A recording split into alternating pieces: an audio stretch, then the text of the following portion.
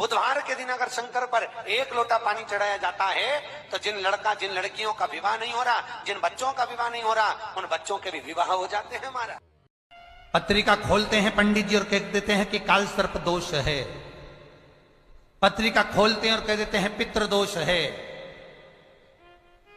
उनसे मेरा निवेदन है, जिसकी पत्रिका में काल सर्प दोष है, पितृ दोष है, उनसे निवेदन करूंगा, यदि काल सर्प दोष है और आप त्र्यंबकेश्वर जाकर पूजन नहीं करा सकते काल सर्प दोष की,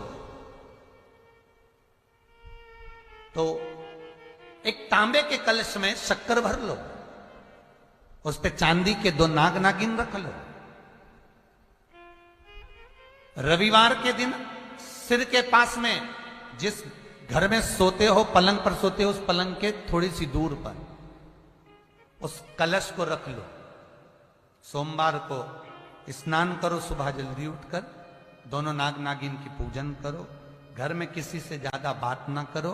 स्नान कर कर पूजन कर कर थोड़ा सा कटोरी में कच्चा दूध लेकर उस नाग नागिन पर चढ़ाकर पूजन कर कर सफेद फूल 2 चढ़ाकर उस कलश को ले जाओ और शंकर जी के शिवलिंग पर ऐसे अर्पण कर दो।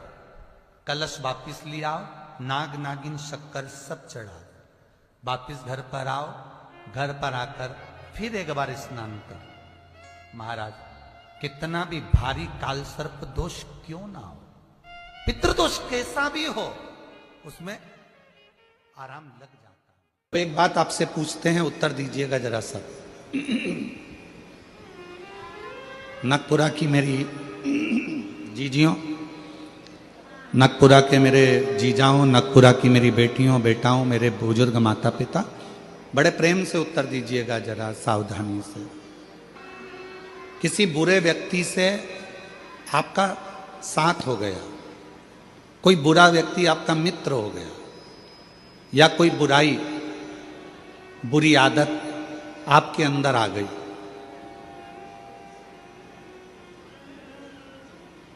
तो वो जाएगी कैसे? कैसे उसको विदा कर सकते हो? कैसे उसको हटा सकते हो? बुरी आदत कोई आ गई है, कोई बुरा व्यक्ति आपकी जिंदगी में आ गया, बुरा व्यक्ति का संग आपको मिल गया, या कोई बुरी आदत आपके पास आ गई है, तो उसको हटाओगे कैसे? उसके लिए शिव महापुराण की कथा में एक बड़ा सुंदर उपाय बताया, और प्रैक्टिकल करके देखना। एक कांच का गिलास लो, उस कांच के गिलास में थोड़ी हल्दी या कोई रंग घोल लो पानी के गिलास में, और आप उसको घोलने के बाद में पूरा रंगीन पानी हो गया, उसको नल के नीचे ले जाकर लगाओ। उसमें धीरे धीरे पानी जाना चालू हो जाता है, तो जो रंग वाला पानी है वो निकलना चालू हो जाता है, रंग वाला पानी बाहर निकल जाता है। धीरे धीरे धीरे धीरे धीरे धीरे धीरे धीरे वो पूरा रंग का जो गिलास है, रंग भरा हुआ जो पानी है, वो पूरा खाली हो जाएगा और उसमें साफ पानी भरा जाएगा। साफ पानी है, उसके अंदर साफ पानी भरा गया। अब इतना रंग से भरा हुआ गिलास, रंग में भरा हुआ पानी साफ कैसे हो गया? उसमें नया पानी आता गया आता गया आता गया, अच्छा साफ पानी आता गया, तो वो रंगीन पानी पूरा के पूरा समाप्त हो गया। वो पूरा की पूरा पानी समाप्त हो गया। उसी तरह शिव महापुराण की कथा भी कहती है, बुरे लोगों का संग हो गया, कोई बात नहीं, बुरी आदत तुम्हारे अंदर आ गई, कोई बात नहीं। इस बुरे लोगों के संग को और बुरी आदत को हटाओगे कैसे, मिटाओगे कैसे? तो कहा, किसी अच्छे व्यक्ति का संग पकड़ लो और अच्छे व्यक्ति का संग पकड़कर सत्संग करना प्रारंभ कर दो, तो बुरे व्यक्ति और बुरी आदत अपने आप धीरे धीरे समाप्त हो जाएगी। वो बुरी आदत भी चले जाएगी बुरे विचार भी चले जाएंगे और बुरा व्यक्ति भी चला जाएगा। अच्छों का संग और मत बुरे कर्म कर बंदे वरना पछताएगा, भगवान की आंखों से बच नहीं पाएगा, तू बच नहीं पाएगा। अरे ओ अज्ञानी मत करना नादानी, अरे ओ अज्ञानी मत करना नादानी। तेरे कर्म का फल भी तू ही पाएगा, जैसा किया तूने तेरे आगे आएगा। मत बुरे कर्म कर बंदे वरना पछताएगा, भगवान की आंखों से तू बच नहीं पाएगा, तू बच नहीं पाएगा। अरे ओ अज्ञानी मत करना नादानी, अरे ओ अज्ञानी मत करना नादानी। अपने कर्म का फल अपने को पाना। कुछ अच्छे लोगों का सानिध्य करिए, कुछ अच्छे लोगों का संग करिए, कुछ अच्छे लोगों का विचार रखिए, शिव महापुराण की कथा निरंतर श्रवण करिए, भगवान शंकर के मंदिर में जाकर एक लोटा जल समर्पित करते रहिए, शिव जी पे चढ़ा हुआ जल का आचमन करते रहिए, भगवान की अविरल भक्ति को धारण करते रहिए। कभी मौका मिल जाए परमार्थ करने का तो परमार्थ में लग जाइए। तो जिंदगी में जितनी बुरी आदतें हैं, जितने बुरे कर्म हैं, या कोई बुरा व्यक्ति भी हमसे लगा हुआ है, तो हमारी अच्छाइयों के आगे वो बुराइयां धीरे धीरे दबती चली जाएगी और वो बुरा व्यक्ति भी चला जाएगा, और जीवन में जो बुराइयां हमारे अंदर भरी हैं वो भी चली जाएगी। श्रेष्ठ कर्म। दुनिया की सबसे महंगी चीज क्या है? जल्दी उत्तर दो। दुनिया की सबसे महंगी चीज क्या है? दुनिया की सबसे महंगी 3 चीजें हैं। पहले नंबर पर नींद, दूसरे नंबर पर शांति, और तीसरे नंबर पर अपने दिल का आनंद, मस्ती।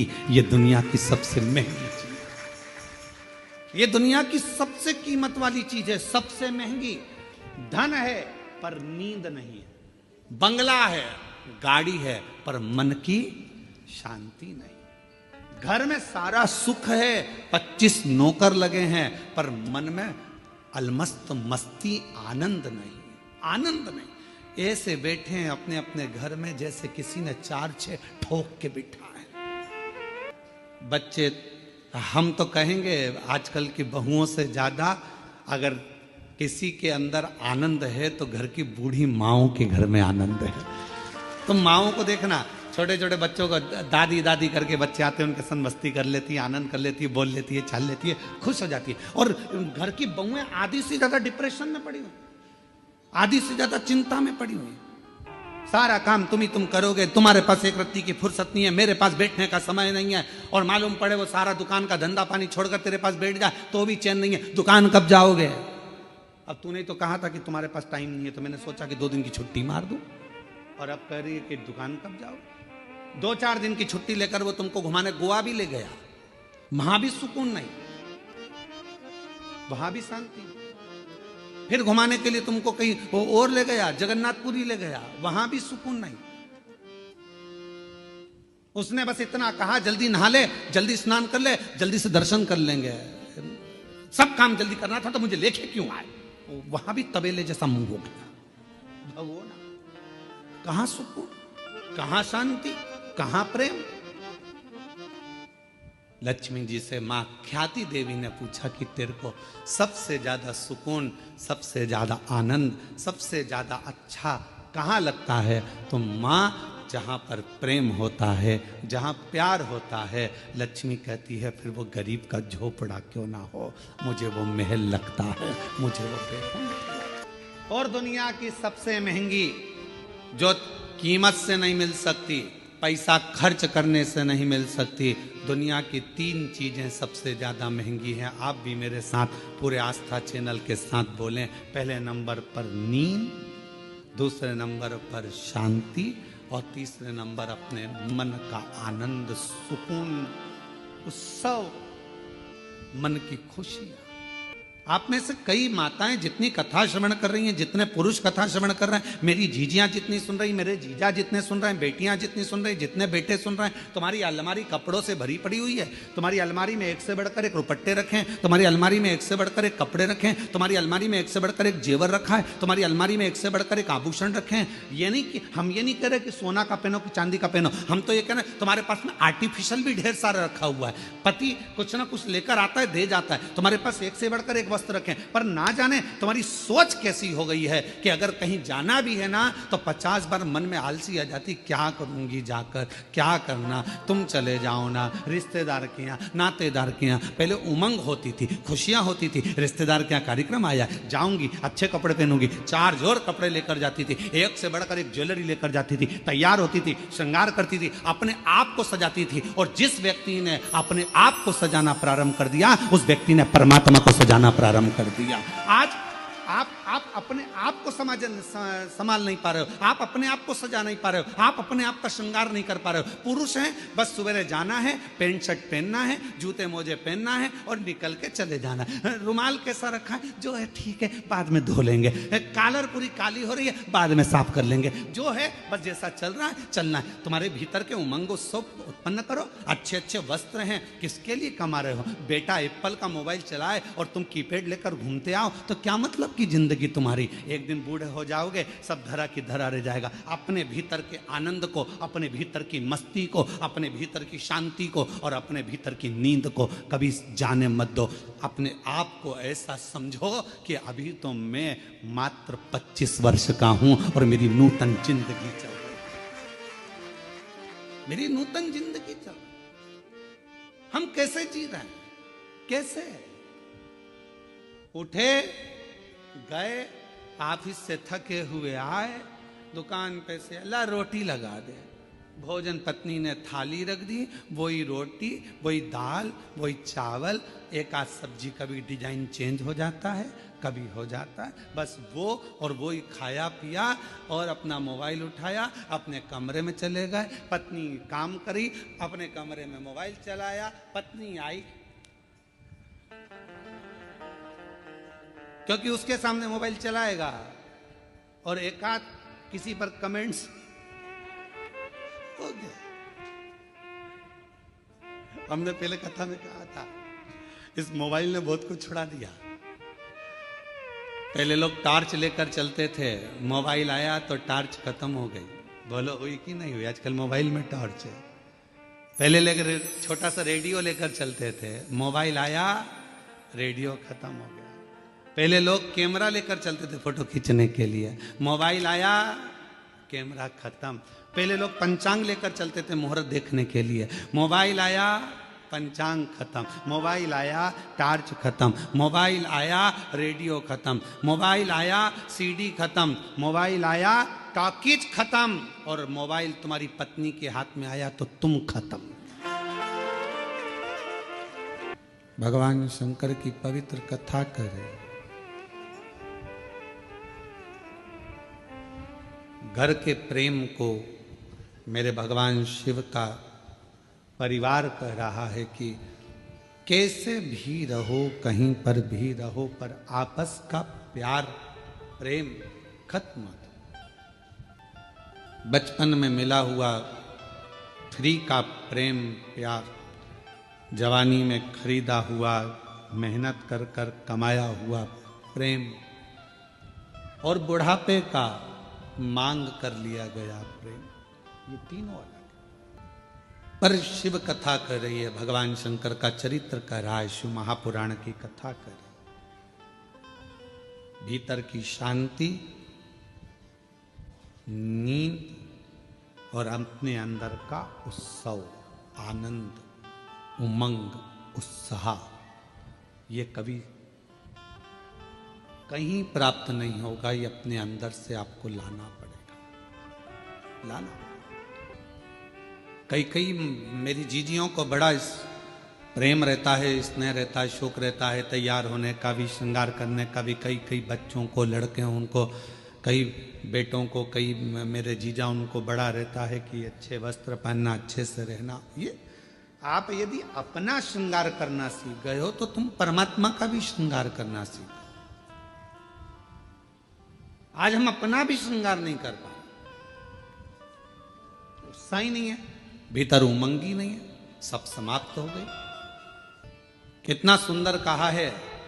एक व्यक्ति ने पूछा कि क्यों गुरुजी, क्या भगवान के मंदिर जाना है तो कोई वस्त्र बदल कर जाना पड़ता है?